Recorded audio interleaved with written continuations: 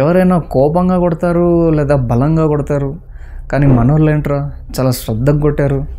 Terrorist క్యాంప్స్ని మాత్రమే target చేసి పాకిస్తాన్ సివిలియన్స్కి ఏం కాకుండా చాలా జాగ్రత్తగా ప్రిసైజ్డ్గా కొట్టారా. మోడీ మగాడ్రా బుజ్జే. ఎందుకు ఇంత లైట్ రివ్యూలో స్టార్ట్ చేశానంటే లోపల రక్తం మరిగిపోతుంది. సహనంతో ఉన్నాం కదా అని ఊరుకుంటుంటే దెబ్బ మీద దెబ్బ దొంగతనంగా కొడుతూనే ఉన్నారు. చివరికి పహల్గామ్ అటాక్ చేసి వాళ్ళ చావుకి వాళ్ళే ముహూర్తం పెట్టుకున్నారు. మే 6 అర్ధరాత్రి పాకిస్తాన్ అని మన పిఓకేలో 9 టెర్రరిస్ట్ సైట్స్ని ప్రిసైజ్గా టార్గెట్ చేసి ఒకే టైంకి 24 మిసైల్స్తో రిటాలియేటరీ స్ట్రైక్ చేసింది మన భారత్. వెళ్ళి మీ మోదీకి చెప్పన్నాడుగా ఒకడు. మోదీ విన్నాడు, మోదీ ఉన్నాడు. మన ఆడబిడ్డల బొట్టులు చెరిపేసిన ఆ కొడుకుల్ని ఎలిమినేట్ చేసి ఆ రక్తంతో మన వాళ్ళ కాళ్ళు కడిగి రక్త సింధూరం దిద్దాడు.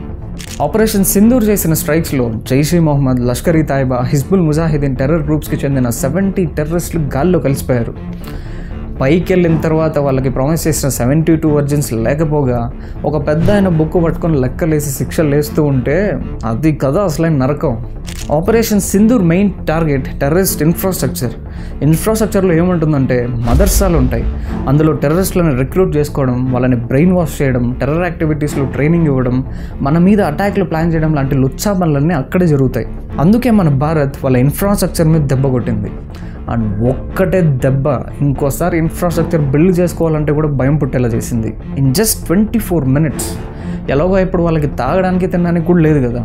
యాజ్ యూజువల్ పాకిస్తాన్ వాళ్ళు సివిలియన్స్ కొంతమంది చనిపోయారని దొంగ లెక్కలు చెప్తున్నారు.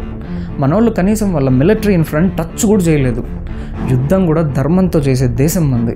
అండ్ ఈ పాటికే మన దగ్గర ఉన్న గంజాయి మొక్కలకి పేమెంట్స్ వెళ్ళే ఉంటాయి. కాసేపట్లో దొంగ లెక్కలు వేసుకొని వస్తారు. ఆల్రెడీ కొన్ని ఫేక్ న్యూస్లు వచ్చాయి కూడా. నమ్మకండి, అస్సలు నమ్మకండి. ఇప్పటికీ ఈ డీటెయిల్స్ చాలు. ఆపరేషన్ మొత్తం అయిపోయాక డీటెయిల్డ్ వీడియో చేద్దాం. మెయిన్గా ఈరోజు సాయంత్రం 4 గంటలకి సెక్యూరిటీ డ్రిల్ జరుగుతుంది. మీ దగ్గర జరుగుతుంటే దయచేసి మన ఫోర్సెస్కి సహకరించండి. వర్స్ట్ కేసులో మన మీద అటాక్ జరిగినప్పుడు ఎలా రెస్పాండ్ అవ్వాలి, మనల్ని మనం ఎలా కాపాడుకోవాలి అనే దాని మీద డ్రిల్ చేస్తారు. దయచేసి సహకరించండి, జాగ్రత్తగా ఉండండి. And be proud of Bharat. జై హింద్.